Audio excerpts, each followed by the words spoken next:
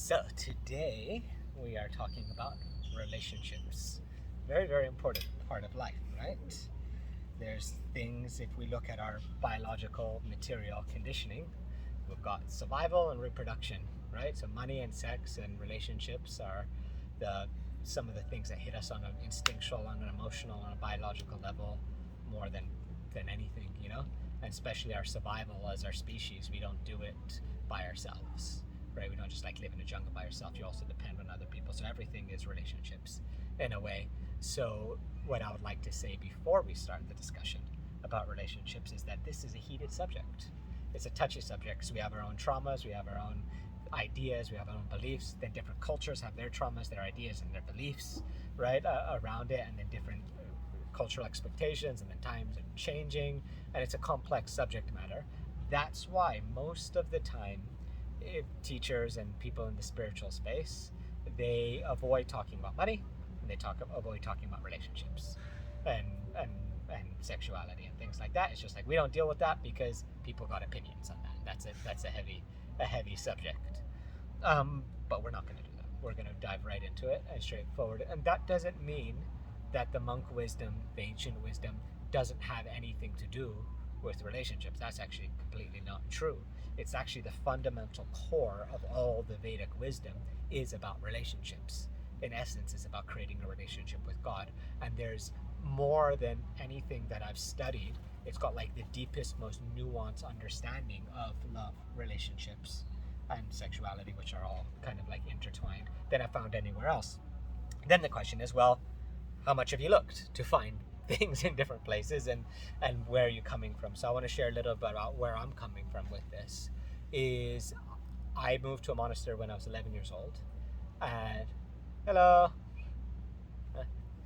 I moved to a monastery when I was 11 years old, and I chose to be a celibate monk for my time there for many, many years. I don't know how many years, and if you can count the time before puberty or not as being celibate, I don't know, right? But basically from 11 or since birth till 27, I chose to be celibate, right? And when I was traveling around teaching, there's plenty of girls throwing themselves at me, and it was like all about how to not get involved in that, how to push that away. And I took it upon myself to, how do you say, master the art of celibacy. So understand the philosophy behind it, understand the reasonings behind it, and then also what does that mean with moving sexual energy inside of your body, and about getting your needs met, like fulfillment of relationships and how do relationships work, and a lot of details. I went into it a lot more than what most other celibate monks in the monastery did. But at 27, I still had a lot of unanswered questions. I didn't understand I found inconsistencies in the cultural application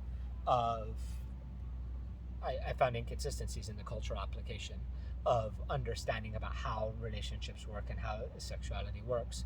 So I did something very controversial. For being a swami, a lot of people will say the definition of a swami is someone who's celibate, and that's like the only qualification. I disagree with that. We can have a whole discussion about that. That's like not the point. If someone's in jail and locked up, does that make them spiritual? Like, no. If someone's really ugly and no one wants to have a relationship with them, does that make them spiritual? It's not but that's again a heated subject matter. But now that was about 10 years ago. I'm 37 now, and so for the last 10 years I've been going into depth in studying the nature of relationships, the relationships of sexuality, dynamic, both practically experimenting with things, but also going into the ancient philosophy, and then also studying other perspectives. So reading lots of books on like evolutionary biology in regards to relationships, and sociology, seeing the application in different cultures, having thousands of conversations with different people about their personal lives, like saying things like Kinsley or whatever, right? And then and going into a lot of depth and a lot of detail about it. So it's a subject matter that I guess I've been studying for on the for side 10 years, and on the against side like 15 years, so like 25 years of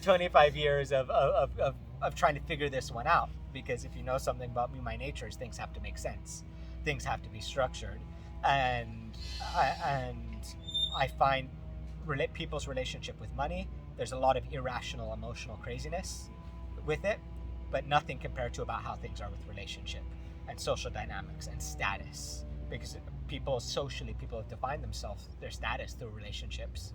I mean, if you look at even many cultures, what women will wear and what a guy will wear, their clothes are like designated just by like relationship markers and everything.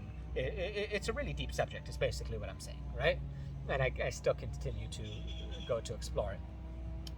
But in a sense, we're not here to hear my philosophy on relationships. We're here to hear what does the Vedas say about relationships. What does thousands of years of wisdom of people who are much more smarter than me, and what does the ancient Vedic wisdom, is there anything that we can garner from that to help us practically in our lives, right? So otherwise anyone can have an opinion and a conclusion, but let's go into the Vedic approach. Make sense? Like that.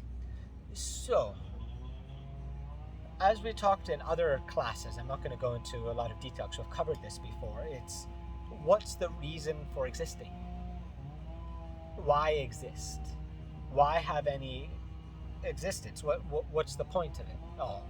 And we've discussed this a lot in detail, so some of this will be a repetition of what we've covered in other classes. But basically, the only purpose of existing is happiness, right? If we talk about God, there's God, the Supreme Absolute One, Supreme Advaya Gyan Paratattva is described, the one absolute being that is everything, is the cause of everything, that's the source of everything, that's up the Ram, up the Kam, that's completely happy in and of itself, completely complete and completely full. That God being. Why would God need to create this world? Why does God need to create reality? Why does there the sun, the moon, the trees, the ocean, the sargasso, the ants? Why does everything need to come into existence? So, what the ancient philosophy tells us, this is philosophy because it exists outside of time, right? So there was never a point when this happened. There was the supreme oneness was happy by itself, Brahma, but then it was like, there's got to be something more than just the happiness of myself. I would like to experience something which is called Leela. Leela means a pastime. It means a game. It means a relationship. It's like a I don't know, like if you have a little puppy and then they have a biscuit and you hide the biscuit and then they come and they chase the biscuit and then you take it out and they jump like this and they jump like that and then you feed the biscuit and you go and you're playing like this little game. That's a little pastime. It's a little happening in our life. It's a game, right? A different sport, a different game. So Radha Krishna Achi Ekyu Sarup, Lila Aswadita Dhoridu Rup. So God was one. But in order to play games and to have fun, in order to bring sweetness and happiness, that one divided into two, the masculine and the feminine aspect of God. Right? Makes sense? Masculine and feminine aspect. So then you've got God, which in the Vedic tradition, of course, we respect all, but in the Vedic tradition, we call that Krishna, right? Or we call that Vishnu, or thousands of different names, right? But for the same masculine feature of God. And then you have the feminine, which is Radha, or which is Shakti. And everything in existence is then created to facilitate the love affair of Radha and Krishna. So Radha and Krishna are now separate, but it's like, well, if we're by ourselves, that's kind of not cool. Maybe let's have a house. Okay, but we're not just gonna have one house. We're by ourselves. Let's create an ocean. Well, if an ocean's not enough, let's create friends. If friends are not enough in an ocean, let's create this. And then if we go into exploring what is Dharma, or what is the purpose of God, like we've talked about our purposes in other classes, but when we go to what is the purpose of God, the purpose of God is to taste every type of happiness that exists, every type of joy that there is, right? Every type of happiness, that's God. Now, I'm trying to see which one I should say first.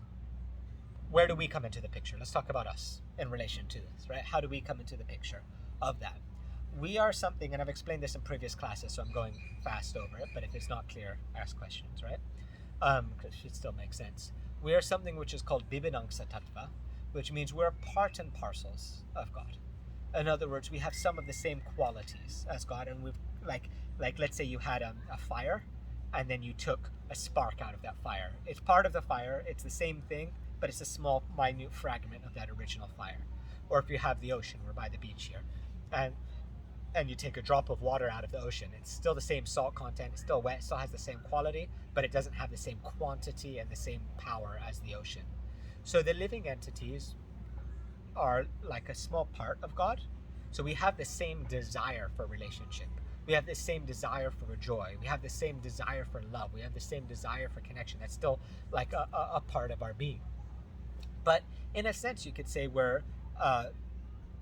but we don't have the same, hello, we don't have the same power or the same ability to be able to create and control everything. And a drop in the ocean are still different. They're not the same thing, right? A lot of philosophies will say, well, you are God and you're just going to realize that you're the ocean, and then all of a sudden you're the same. But there still is a different quality in the shape, in the function, in the use, and in what can be done as a drop than you can as an ocean, right? They're still different. It's the same but different, right? Spark is still the same, but it's different. So this is called achincha beta beta tattva, inconceivable oneness and difference. On one hand, we're connected, we're one with God, and we're basically like mini gods. On another thing, we're completely different, have a completely different function. So on the part that's different, you could say that we've taken on the feminine aspect of God, right? Because remember, God divided into masculine and feminine, right? So the masculine has desire, and then the feminine has power, or the ability to be able to make anything happen, or to be able to fulfill those desires. And they have this masculine feminine dance play. So the soul is also, like they say, is feminine in its core. It's feminine in nature. In other words, that our constitutional position is to be in a loving relationship with God or with the ocean. That's like our nature. When we try to enjoy separately from God, then that's when all problems, all pain, all suffering, all negative stuff comes from trying to not be in a relationship with God and trying to say, I'm going to be in the center point of the relationship. And that's what we talk about. Again, in my book, we talk about God syndrome, where we try to take the place of God. So now let's go down deeper into relationship, right? There's this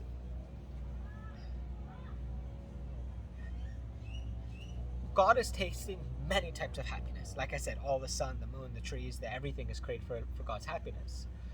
But all of those happinesses are not created equal.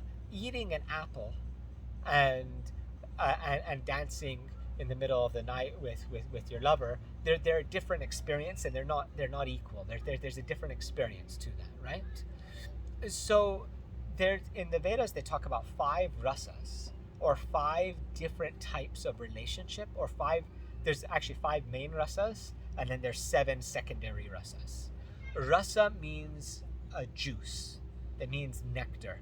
It means like if you take all these flowers and you squeeze them and you take like the essential oil, that's the rasa. So you get like this many roses, and then you take the essence of it and you have like this much rose water, and then from that you get like 2 drops of like essential rose absolute, right? So it's like the essential best part of the whole thing. Or if you have a mango and you eat it and it's dry, it's like, well, it's no fun. But it's like a juicy, trippy mango. That's like the rasa. That's the sweetness. That's the nectar. So one of the Vedic ideas is this idea of rasa, that and often that's like nectar, it's sweetness, it's juice, it's essential joy, it's essential pleasure is another example, another translation for the word rasa. It means like pleasure, it means joy. So in every activity that exists, there's some degree of rasa. There's some juice, or there's some pleasure to be derived from that in existence, because otherwise it would not exist, because everything came into existence to bring that pleasure to God, right? Otherwise, does that make sense? God created everything for some fun. Mm-hmm. So there's some fun in everything. Mm-hmm. But not all the fun is created the same. So there's some fun in this leaf over here, right? And we can see it, we can blow wind from it, there's some joy, we can play with it, you can look at it and be like, oh wow, what a beautiful creation. There's some kind of joy that comes from everything, but it's not the same as eating a mango. It's not the same as getting a good massage, or it's not like there's different levels of fun, right? So these levels of rasa, of joy, of pleasure, are categorized in the Vedic texts. And one of them, there's the 7 secondary, right, which we don't talk about so much, and then there's the 5 primary types, and all of these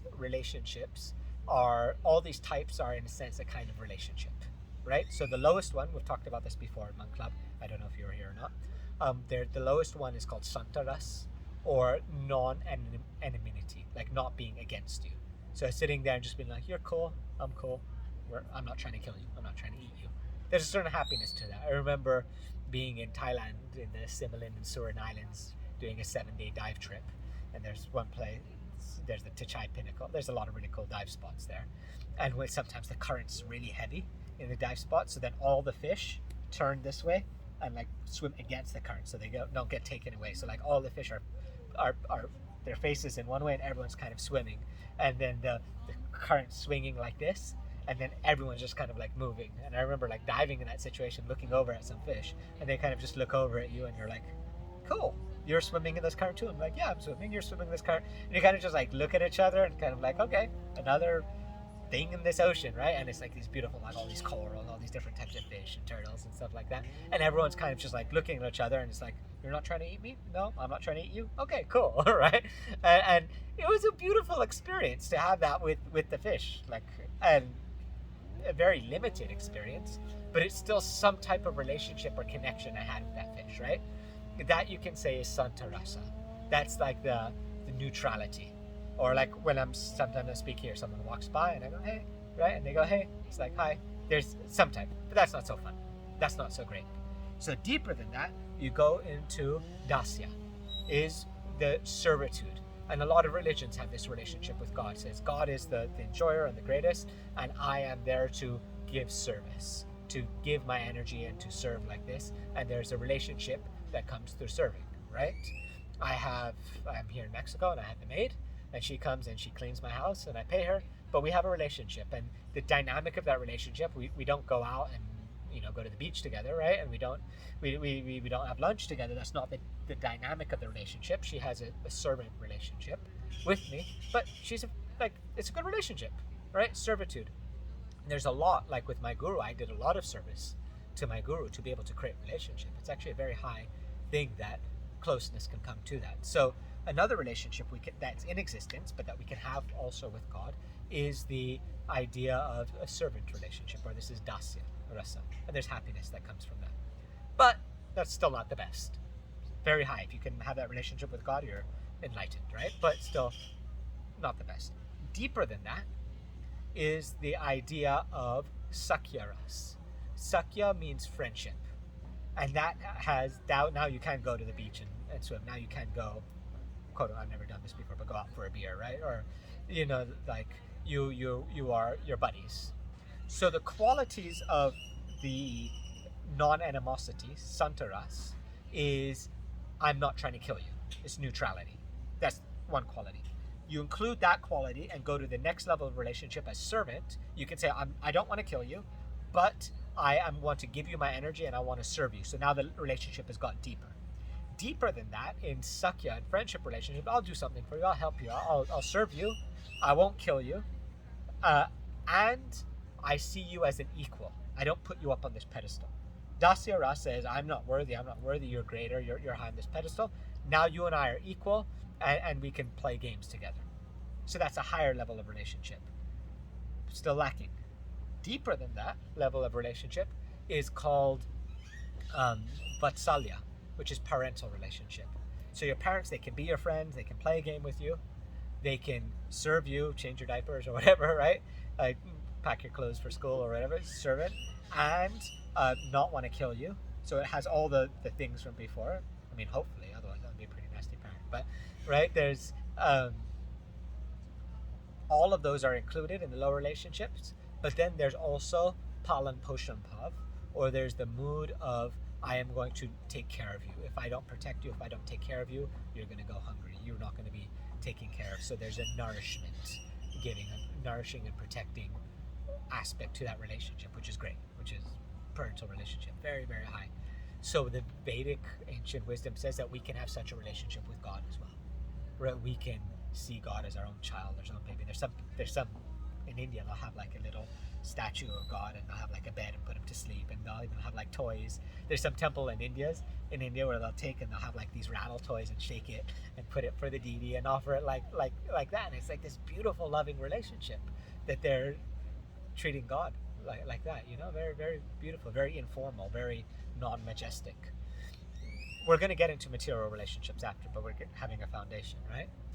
Then the highest type of relationship is called Kanta Bhav, or Madhurya Ras. This is so high that most almost never talked about, And that's a romantic relationship. That's a paramour relationship. That's a sexual relationship, because it includes taking care like a parent, it includes being like a friend, like an equal, it includes serving, it includes not wanting to kill, but then there's also using my whole being, my whole body, my whole mind, and everything to be able to satisfy and to be able to serve.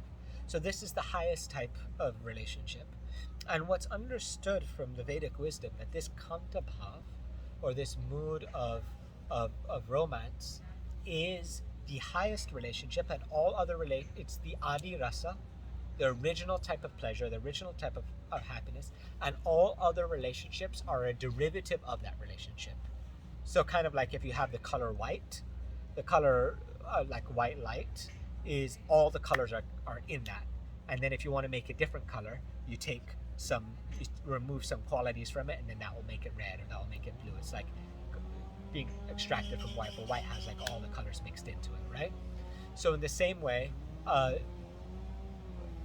romantic relationship is the original relationship of everything in existence. So it's like it's described in our Vedic scriptures that it's inseparable from the soul.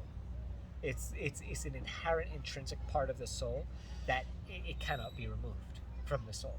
So you have spiritual practices that are not about creating relationship with God, not about any type of relationship, and those practices very much go into the liberation category of saying, I just want to negate suffering and negate existence, and I want to become nothing.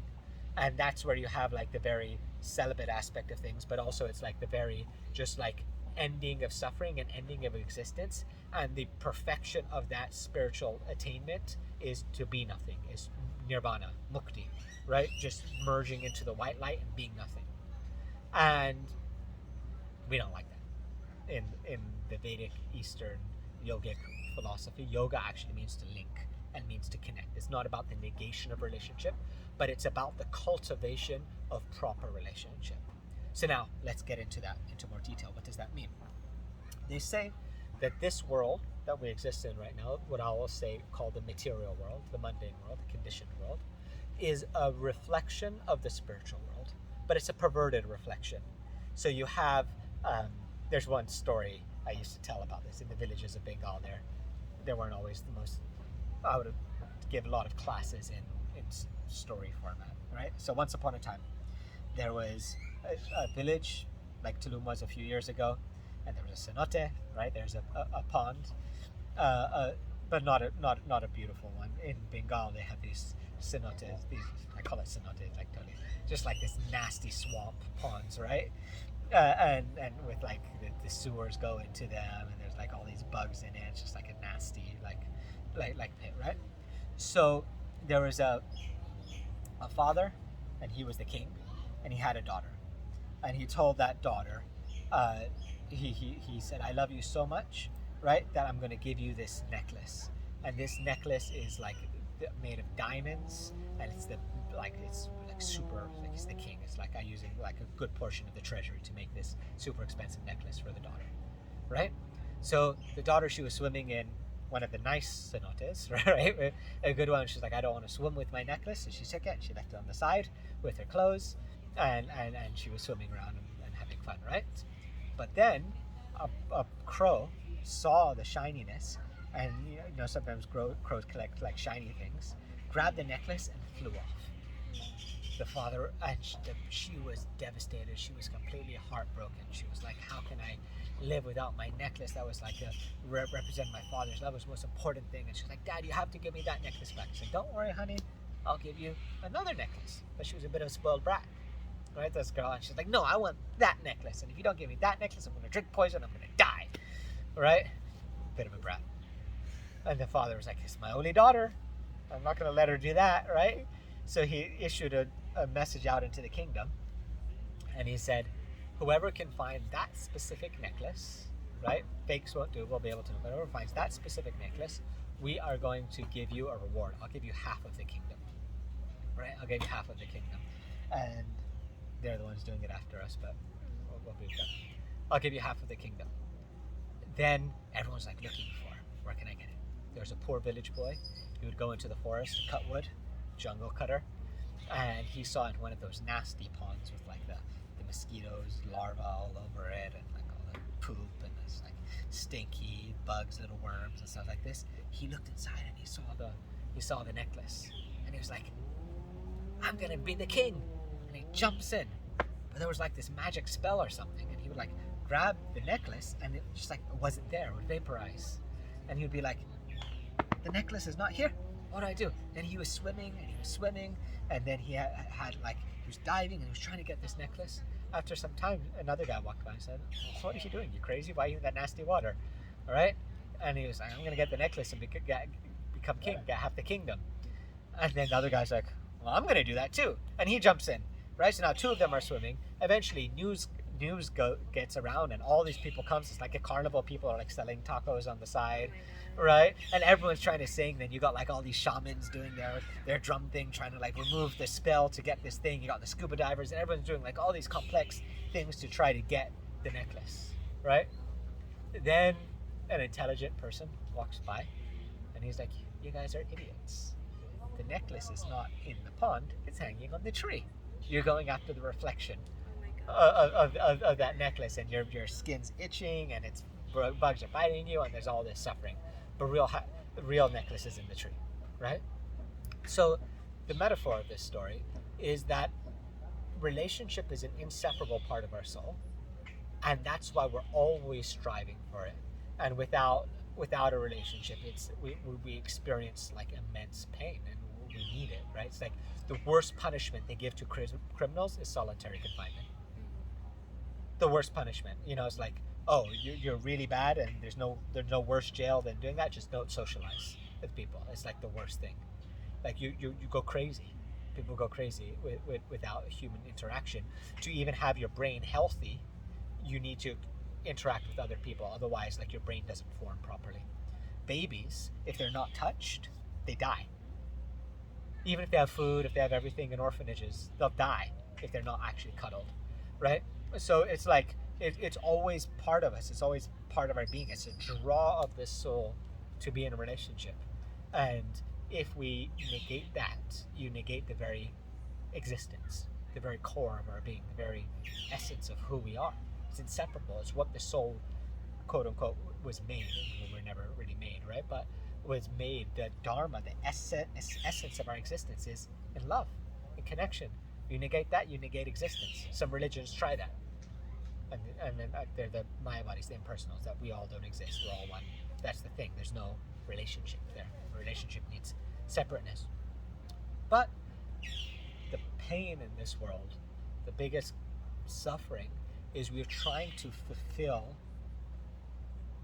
an essential soul relationship need with a body relationship, with a mind relationship with another human being in this world, and that's doomed to fail. It's like trying to find the necklace in the pond rather than finding the true necklace, right? Rather than finding the necklace in the tree. It's just a reflection. So the relationships we have in this world, you could say it's like a perverted reflection, like the necklace in the pond, but a perverted reflection of the loving dance or the love affair of God and his girlfriend, or the masculine and feminine aspects of God, or of or between us and God, right? It's a perverted reflection. So it looks the same, the necklace looks the same, it has a lot of the same aspects, but it's never going to fulfill us. It's never going to fulfill us. I remember one monk, one of my mentors, one of my teachers, he's still alive in India, one of the most important people in my life. I was going through some emotional stuff, and I was really trying to figure this out. And he gave a class that changed my life, really. He said, we come into this world as orphans, right? And we're looking, who's going to be my mom? Who's going to be my dad? Who's going to be my lover? Who's going to be my husband? Who's going to be my romantic partner? Who am I? Where's my tribe? Where do I belong? And we're looking for it, and we're trying. We do everything, right, to try to have relationships. Like everything, the way we dress is for how other people are going to see. The way we exercise is for what other people are going to think, right? The way that we study so that we will be smart in a community and we'll be what other people think, right? And then we'll get a relationship. Human beings are always, like, our biggest motivation for most of what we do is all about enticing another being into a relationship. It's crazy if you think about it, but it's like what everything is all about. Some evolutionary biologists say that's what made. I mean, I don't know if I believe in evolution or not, but I think there's some good ideas that they believe that's why we left being monkeys in trees, right? There's competition, sexual Darwin's idea of like sexual competition, reproductive, how do you say, superiority. So men have how many babies can men make? Well, if there's enough women, they can, with one ejaculation, they can make like thousands of kids, right? But women can only produce in a lifetime, including pregnancy and everything, if she's really active, maybe like 12 kids, like max, right? But that's even not realistic, one or two, right? So there's this battle between the scarcity of female reproductive ability and the almost unlimited ability of masculine reproductivity. So there's a huge competition for men, for women, just biologically, and then so then by nature, women are going to who's the top of the hierarchy, who's number one, who's like the best with resources. So then men are just competing with each other, competing to build more, to be number one, to create. And what people say, that's what made monkeys into human beings, developing intelligence and building societies and building everything. It's like some people say it's the biggest force in existence that causes everything to happen. The attraction between man and women,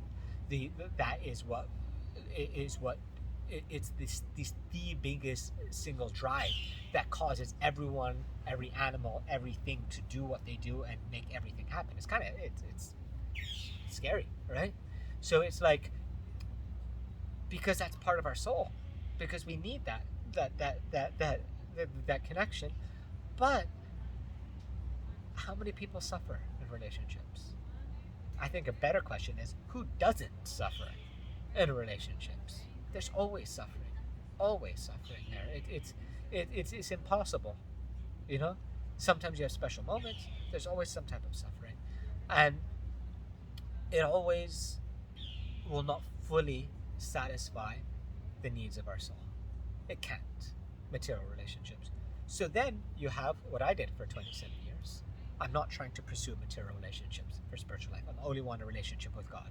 I'm going to be a nun. I'm going to cover myself up. No one's going to see how cute I am, right? And I'm going to live in a convent, right? And I'm just going to, God's my only relationship. Or I'm going to be a monk, be celibate, not try to create relationships with anyone. I don't know anyone. I don't need anyone.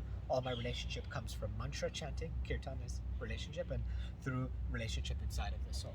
So that's the thought process that I was talking about, leads a lot of people to that direction. And there's merit to that. There's beauty to that. But there's also fallacy to that. And this is controversial. Some monks want to kill me for saying this, right? The fallacy for that is that if you're completely enlightened, then you're good, right? Then all you need to do is chant Om, chant mantra. You're in a relationship with God, and it's the necklace that's on in the top. It's not the reflection that's in the bottom. Real relationship. So if you have a relationship with God, completely satisfied, completely happy is the only thing that will truly make us happy and satisfied. But what if I do identify with my body? What if I do identify with my mind? We've got to be realistic about our level of spiritual advancement. It's very common that people will start spiritual life and they'll pretend that they're a lot more advanced than they are, and give up everything. And I'm not even going to eat, right? I'm just going to eat leaves and that's it, or I'm just going to, and it's not realistic, right? If we do that, we in a sense deny a certain aspect of our nature, the nature of our body. Like if you don't eat, then you get very sick, right? And it's very hard to practice spiritual life. So this over-exaggerated renunciation, vairagya is called renunciation. I'll explain this in another concept. There's the idea of renunciation or detachment, right? So a lot of people, when they think of a monk, it's like, how do I giving up the world? How do I not have money? How do I not have sex? How do I not have this? And how do I be detached, right? Because the idea is when you have an attachment to God, when you have a relationship and you're connecting there, then that is satisfying you way more than any material toy can do, or any conditioned person with their own drama who doesn't even know who they are, right? Who's bound in this world and got their psychological, your relationship with God is going to be so much more nourishing that you're not going to want to have that other thing. Like if you're eating nice juicy mangoes, why are you going to want to eat like super sour cranberries that don't have any sugar in it? It's just like cranberries without sugar are disgusting, right? Um, like there's no need. You're having a higher taste. So in spiritual life, there's this renunciation, which is called vairagya. It's an important Sanskrit word. Rag means lust. It means attachment. It means a wanting. It means a longing. It means an infatuation, a greed, a desire, right? So vairagya, virag, mean one who does not have this lust or this desire for relationships in this world, is one translation for vairagya. Virag, vi means no, rag means attachment, right? But then another translation, V stands for Vishesh Rupena, which means a special type of lust, a special type of attachment you have makes you detached from this world. And that's an attachment to God, right? A special type of love with God makes you detached from this world. So when you're really advanced spiritually, you have no taste for this world. So that's one type of spiritual path. But if you have that in its fullest degree, you're fully enlightened. And if you don't have that to its fullest degree, then you have attachment to this world. You have need for something in this world. And if you artificially repress that need, suffering is there. Problem is there. It gets in the way of our practical life and our spiritual life, right? So if you don't eat properly, then you're always just thinking about food and you can't practice spiritual life. So they say spiritual life is about finding that sweet spot, about what are your needs and having your needs met so that you're no longer just crazily thinking about them, but so you're not underindulging, so you really want it, but then you're not overindulging where you're just only thinking of that and you have no time for spiritual life. You're in that middle spot where you're good and then now you're doing spiritual life. And that's a unique spot for everybody, right? A unique level of, depending on your spiritual advancement, depending on your conditioning, you've got to do that, right? So now probably coming to what you wanted more from this class is like, well, then how do we take care of that practical need in our life for relationships? How does ancient wisdom actually help us in a material relationship that's not a relationship with God? We know that spiritual life is about creating a relationship with God, and that's where happiness is, and that any material relationship will have a fallacy and will not fully satisfy us, but we still need to have material relationships, right? So how can we take this wisdom and use it for having good and healthy relationships? And when I talk about like the parts of Veda, there's Dharma, Artha, Kama, Moksha. There's these other material aspects of our being that are nourished. I'm gonna put my shoe on, right? That are discussed in the Vedas, and one of them is fulfilling our kama, our lusty desires, but also fulfilling our need for relationships and family and friends like that. So now we'll get a little bit more practical. But does this make sense so far? Any questions, any thoughts on it? It makes sense so far. It makes sense? Yeah. You kind of get it? Yeah. Yeah, okay. So, coming into relationships, first thing, what I already said, I'm repeating it, but I'm doing my buttons. The first thing is that putting relationships into perspective. That if you expect it to be, you have this infatuation, generally the beginning of a romantic relationship, it starts with some type of infatuation.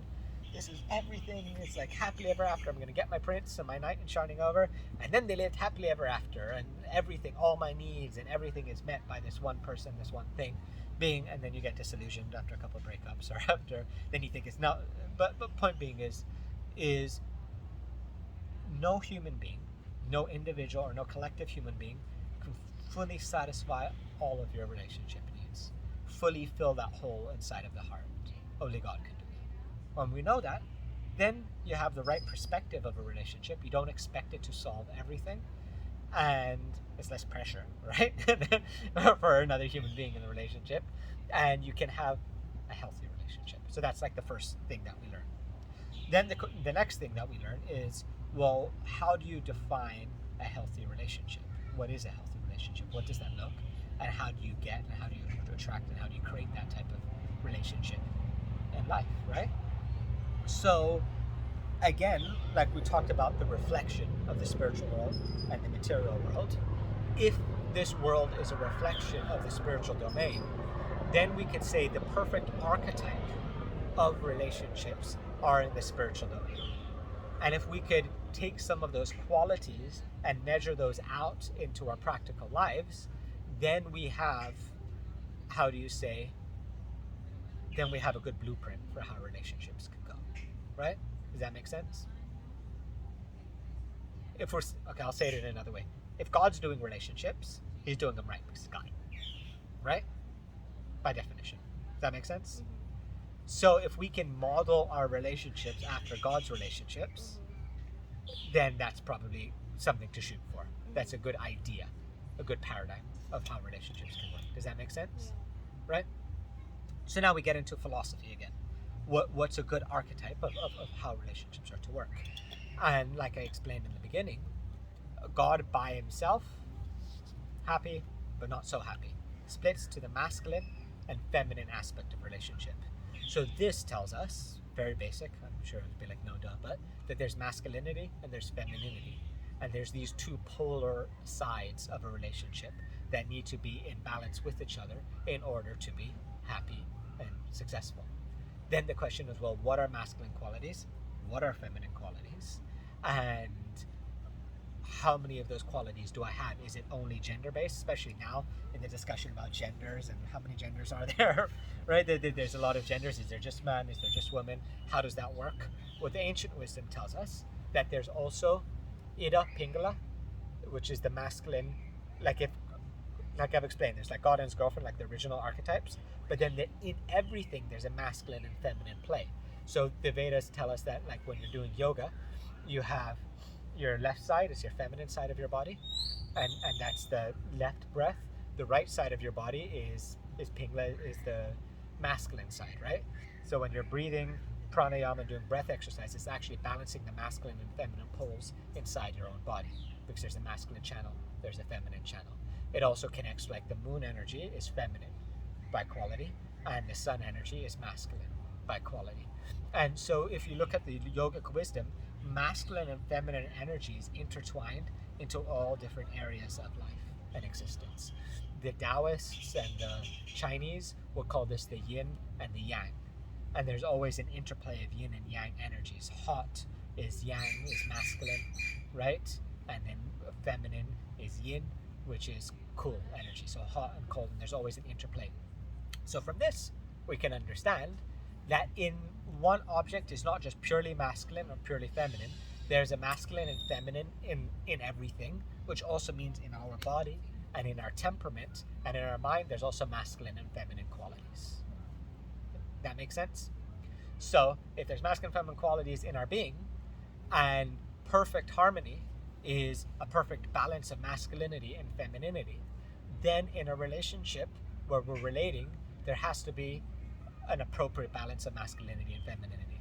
An example is, let's say a person is 70% feminine and 30% masculine, then she needs a guy who's 70% masculine and 30% feminine. That's a proper balance. If it's 60-40, then you need your partner to be 60-40, and that's necessary. Otherwise, there's going to be an imbalance, and then it's not going to work. Then it's a masculine to masculine relationship, which is a different type of relationship, or a feminine to feminine relationship, which is also a different type of benefit relationship.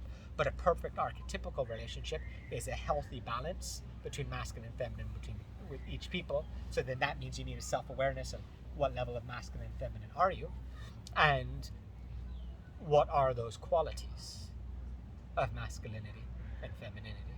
What are those qualities? So let's go back now into another, you could say it's like an archetypical mythical story, or you could believe it as just like that's the way that it is in reality. But whatever your beliefs are, seeing this archetype gives us some insight into the masculine and feminine nature of God, and then we can see our qualities in that. So you have this idea of Mahavishnu, right? Mahavishnu, he is Vishnu, four-armed form God, and all of the universes exists inside of him, inside of his being, right? In other words, he breathes out, and then all in each pore of his skin, all the worlds and all the universes come and manifest, and then life happens for millions of years.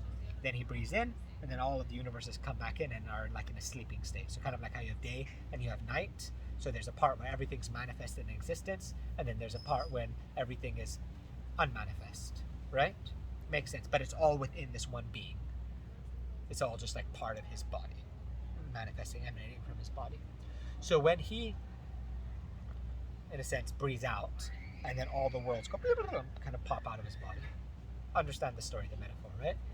Pop out of his body, then there's no life in them. There's just planets and seas or whatever. There's no life. So how does he bring life into those worlds? He is the masculine aspect of God, right? So he is the Purusha, or the man. So he has the souls, he has the semen, right? He has the masculine aspect. So through his vision, he looks over into the worlds, and in those worlds, in a sense, then there's the feminine aspect, or the goddess. This is Parvati, Shakti. The feminine nature is the world. So all of the worlds exist inside of him, but when they come out into existence, that is the feminine energy, all the planets and all the worlds and the feminine. There's a goddess with a name and everything. With his glance, he looks and impregnates the world. Impregnates the world with the living entities, with us. We come through the glance. That's kind of their we can get, I don't know how detailed you want to get into this, right? But the living entities come through the glance and then are there inside the world and impregnate it, and then all of life and all of existence comes from that. If for those who want to get more into the Vedic kind of approach, the glance of Mahavishnu is Shiva, and then the world itself is Shakti, is Prakriti, is Parvati. And then the Hindus, they worship the Shiva Linga, right? You've seen like Shiva Lingas. Linga actually means penis, right? It's like the penis of Shiva.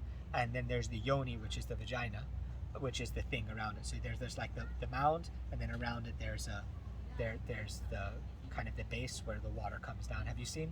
Do you know what I'm talking about? No, I thought I did, but I don't think I do. So have you seen like the like rock mounds that they say is like Shiva? Like literally rocks in the earth. They're like deities they worship in temples. Anywhere in India you go, It's like a black stone. they'll have a black mound stone that's kind of just like a mound like this, Okay. and then it will have around it like a base like this, and then people will like worship it by putting flowers and water on top, and then around the base the water will come down into a container that's collected. I can show you a picture, Okay. or I can show you on my phone actually if you want to see. And for the people on camera, I'll show you guys too, right? I have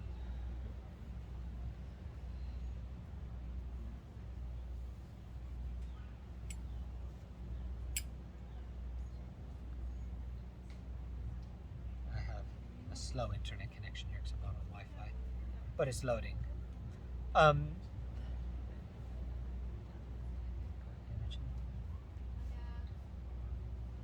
Almost. But are you familiar with Shiva? Not so much. I Not mean, so- I hear it a lot. You hear it a lot. Yeah. So he's. Have you seen one of these before? I'm going to show them. These people, right? Whom? Have you seen these? No, I don't think. I've been to India, but maybe I just didn't notice. They have every temple in India will have a Shiva linga like this, right? Okay. So what this means, right?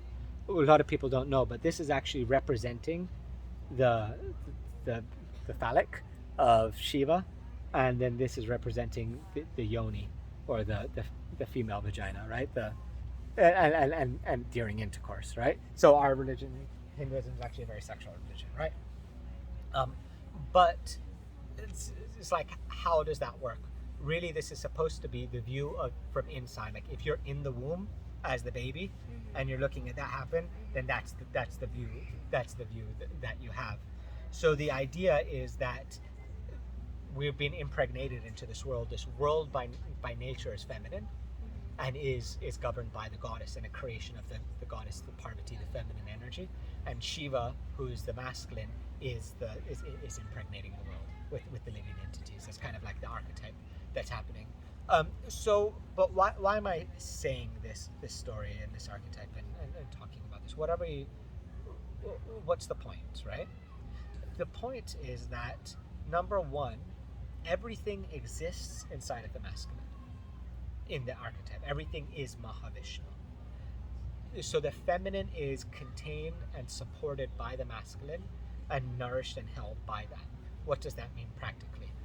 Another example people give is like a cup with water inside.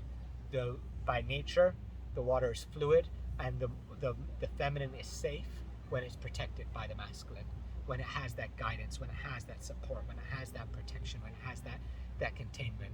And the feminine by nature is adaptive, is fluid, is ever changing. That's why feminine energy is connected with the moon, which is the lunar cycle, which is every day you look at the moon is different. Right? Every day it's like a little bit more, switching, and sometimes it's just changing mood. That's why if you look at the feminine menstrual cycle, it's a different days, different hormones, and it's like a completely ever-changing nature, right? There's one not spiritual at all book that I was reading about relationships, and they say women get into a relationship thinking that he will change, right? But he doesn't, and she's annoyed. And men get into the relationship thinking she won't change, and she does, and he's annoyed. Right? And so if we look at the archetypes, masculine qualities by nature is a fixedness, it's providing all the resources, it's a container, it's a protection, and it's an unchanging truth. That's what masculinity is, right? Femininity in the Vedic culture and understanding by nature is fluid, it's adapting, it's changing, and it is power. The literal word for femininity is Shakti, is power. So another example is given is that God cannot do anything without his power. His power is the one that actually does everything. She's the actual doer that makes everything happen and actually does it. God only wills it to happen, is only conscious and is only aware. Does that make sense? No. What do you mean wills it to do it? Wills it. So let's actually do an example. Say, can you take the cartels out and hand them to me?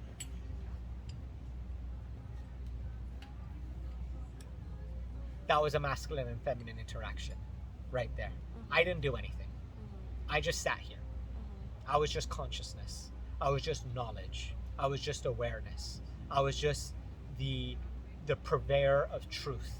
In that I said, the right thing to happen, the direction, what is meant to happen right now is the cartels are supposed to be open and given to me, right?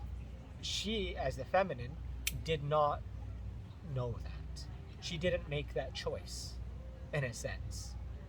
She followed my direction, my guidance, my direction, and she did it how I said it, but she did all the energy. She did everything. I didn't do anything. She did everything, right? So then the question we get philosophically is, well, what is the cause of the cartels moving to me? Did I do it, or did she do it? Right? What is the cause? It's not easy to say. You could say it was a team effort, right? And they call this a pradhan karan and a nimitta karan in Sanskrit, right? So the pradhan means there's the main cause, the primary cause, and then there's the secondary cause, right? But both are a cause, and both are doing, right? So her giving me these cartels was a good balance of the masculine and feminine. She could have refused to do that, right? Mm-hmm. She could have refused to do that, and then she's not being feminine to my masculine in that. And that's okay. She could be like, no, you give me the cartels, right? Now she's being masculine and I'm being feminine in that situation, right? That's okay. In any relationship, either partner, the poles are going to switch, right? That's a polar relationship. If it's two masculines interacting, then what's happening? I say, you give it. He said, no, you give it. No, you give it. You give it. You're both just telling each other what to do, but no one wants to do it. So then you have a battle. It's a war, You do it. No, you do it. You do it. Masculine and masculine are always fighting each other, but by nature, right? There's a battle about what's the direction and trying to make the other person do. And whoever wins that battle has the other person do it, right? Then you say, you're my bitch. Excuse the language, right? But that's like between men. It's like, I made you do what I wanted you to do.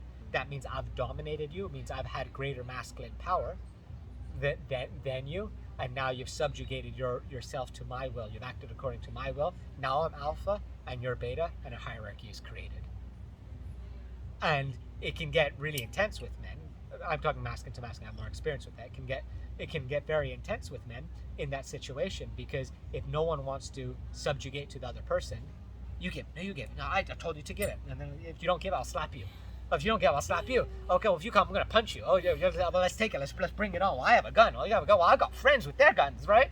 And then and it could just go till there's like a war, and someone either gives in or someone gets killed. That's masculine to masculine interaction. Not very functional. Masculines can say, well, it's in my best interest and your best interest. Like, I'm not going to fight with you, but what we can do is, I'm not just doing it because you said it, but if you, I'll give you the cartels if you give me the bottle. Right? Then you're creating a contract. Masculine to masculine is now creating a contract. We either fight for dominance, trying to get the other person to do what we want, masculine to masculine, or we create a contract, which is, I'll give you something you want, you give me something that I want. So I haven't been feminine to you, you haven't been feminine to me, and that's what like a job contract is. I'll work for you, I'll work for this many hours a day, and you pay me this much money so I can go and do my thing. You don't own me. I'm not your slave. I'm not your bitch. But I'm being paid for. Excuse my language. I say that just because I think it explains some archetypes sometimes, even though I think it's a low vibrancy of consciousness to say that stuff, and I don't mean to disrespect anyone, right? But it's, so now we saw an example of masculine and feminine. Beautiful. Can you do this? We do it, right? And it's a beautiful interaction. There's a loving connection. Masculine to masculine is either a conflict or a contract. Now, what's feminine to feminine? Feminine to feminine is a bunch of girls sitting around and being like, I'm bored. What do? We can do this. Like that. And it's just like flowing. It's like, oh, cartel's here and this there, right? So it's like, it's either has no direction, right? And it just kind of like falls down into nothing, and everything falls out into chaos and nothing takes place. Or the feminine energy feeds off of each other, but it happens in a chaotic thing, and you've got like cartels all over the floor, all over the place, and you're drawing fairies of this here, there, and everything is just like, is how do you say, is expanded, and a lot of things are done, but what is done doesn't necessarily make sense. What is done doesn't necessarily produce a result. What's done doesn't necessarily have a higher purpose. What's done is not necessarily satisfying either. There's health, just like there's a healthy relationship between masculine and masculine, which says we have a contract. A healthy relationship with feminine and feminine is both feminine choosing to follow one masculine. Okay, let's play this game, and you a decision is made, which is a masculine thing to make a decision, and then you're acting on that, right, and increasing energy on that. So the feminine to feminine is either is increasing its energy, because feminine is energy. It's increasing that energy, and it still has to have some masculine guidance. Does that kind of make sense? Right? So now if we're looking for a relationship, we want to have the proper, appropriate balance, like I said in the beginning, of masculine energy and feminine energy in both partners to be able to have a sustainable long-term relationship. And if the proportions of masculine and femininity are mismatching, then there's going to be problems. Then one of them has to artificially increase their feminine core or their masculine core to make it work. And that's, I think, what often happens in the world now, is that society tells us, now this is controversial again, right? But I'm just being straight, telling my thoughts, and I'm still learning, right? But society, Western society that we live in, doesn't let masculines be fully masculine. There's a war on masculinity for a man to be strong, to be clear, to have strong opinions, to be unwavering, to have a clear direction, to be dominant, to be aggressive. That's also part of masculinity. To be strong, that's very much not accepted in society. And femininity is also not accepted in society. There's in Tulum maybe a lot more, right? Tulum you could be feminine, but like in a lot of the world, when you have to have your own job, you have to have your own career, you have to have your own. We're gonna stop soon. Actually, we're starting here, right? It's our time. Our time is up. Yeah. So, what then happens is people create an artificial masculine shell and an artificial feminine shell to their true nature. So what we have in modern day society is people aren't fully in touch with their masculinity or their femininity. There's not a safe place to be able to express it. So then people have artificial shells around it, and the needs are not met. And then two people's shells get together, and you have a shell of a shell meeting each other, and then that causes chaos and that causes problems in a relationship. So practical advice is one is know your own nature and know what you need in that nature, and then find someone who can counterbalance that nature in a way that works. We can talk about this in a lot more. I'm actually just concerned about the time. Like we've got to finish. If you want, maybe we could go by the beach and just continue talking some more informally or something. But we're gonna stop now. Yeah. Okay. Yeah. It's 6:23. And we're supposed to stop at 6. I think we should do a part 2 because I know there was other people who wanted to make it.